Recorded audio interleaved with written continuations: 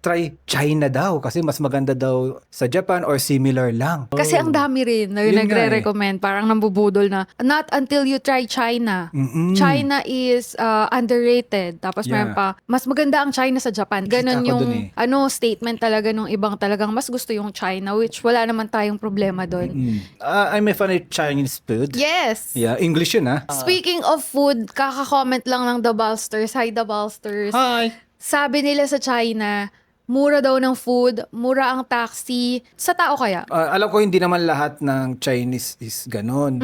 But yung na-express natin, parang ginadji sa lahat ng bagay. Yung Yeah. tipong pipila ka, parang pag may konting gap, sisingitan ka. Mayroon namang nag-debunk na ako, many times na ako sa China, never naman ako nasingitan ng pila. So, iba-iba ulit ng experience.